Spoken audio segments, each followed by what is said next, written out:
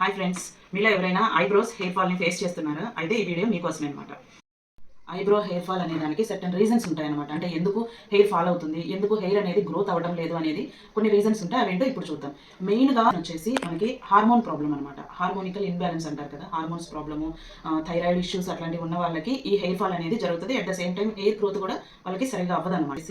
Vitamins problem అంటే పోషకాహార లోపం అంటారు. అంటే zinc, protein, biotin, vitamin B12 ఇట్లాంటివి విటమిన్స్ ఏదైనా లోపం ఉన్నా కూడా మన ఈ ఐబ్రోస్కి ఉండే హెయిర్ అనేది వీక్ అయిపోయి దాని అంతటా అదే రాలిపోతుంది. సో అట్లాంటప్పుడు హెయిర్ గ్రోత్ సరిగా ఉండదు. అట్ ద సేమ్ టైం ఉత్తుగా ఉన్నాయి కూడా పల్చగా అయిపోతాయి అనమాట. అంటే కొంతమందిలో మాత్రమే స్కిన్ డిసీజెస్ ఉంటాయి.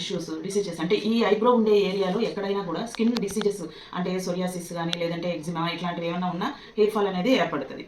మనకి ఎప్పుడైనా బాగా ఓవర్ టెన్షన్స్ వచ్చినా, ప్రెషర్స్ వచ్చినా అవి మనకి హెడ్కే ఉంటాయి కాబట్టి సో అట్లాంటి టెన్షన్స్, ప్రెషర్స్ వల్ల కూడా మనకి హెయిర్ ఫాల్ అనేది అవుతుంది. నెక్స్ట్ ఇంకొక ప్రాబ్లం ఏంటంటే మెడికేషన్. అంటే మనం ఏదైనా హెల్త్ పరంగా ఏదైనా మెడిసిన్స్ యూస్ చేస్తూ ఉన్నా, లేదంటే at the same time pregnancy టైంలోనైనా, లేదంటే మనం ఏదైనా హెల్త్ ప్రాబ్లం ఫేస్ చేస్తూ మెడిసిన్స్ యూస్ చేస్తున్నా ఆ మెడిసిన్స్ వల్ల కూడా మనకి హెయిర్ ఫాల్ అయ్యే ఛాన్సెస్ ఉన్నాయన్నమాట. సో ఇవన్నీ కూడా ఏంటంటే మనకి ఇన్నర్ ప్రాబ్లమ్స్. హెయిర్ ఫాల్ అవడానికి అంటే ఐబ్రోస్కి ఉన్న హెయిర్ ఫాల్ అవడానికి ఇన్నర్ ప్రాబ్లమ్స్ అనమాట.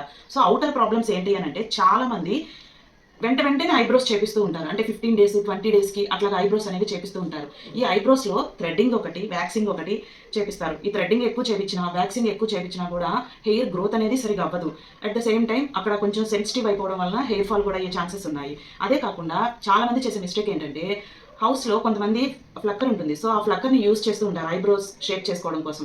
ఎక్కువగా ఫ్లక్కర్ని యూస్ చేసే వాళ్ళలో కూడా మనం ఈ ప్రాబ్లమ్ని చూస్తామన్నమాట. హెయిర్ గ్రోత్ అవ్వకుండా అలాగా స్టిక్ ఆన్ అయిపోతాయి. సో మీకు హెయిర్ ఫాల్ అవుతున్నా, హెయిర్ గ్రోత్ సరిగా లేకపోయినా మీకు ఏది ప్రాబ్లం అనేది మీరు ఈ రీజన్స్లో చూసుకోండి. నెక్స్ట్ హెయిర్ గ్రోత్ బాగా అవ్వాలన్నా లేకపోతే హెయిర్ ఫాల్ ఆగాలన్నా మీకు ఎలాంటి రెమెడీస్ కావాలో నా నెక్స్ట్ వీడియోలో మీరు చూడండి. Thank you.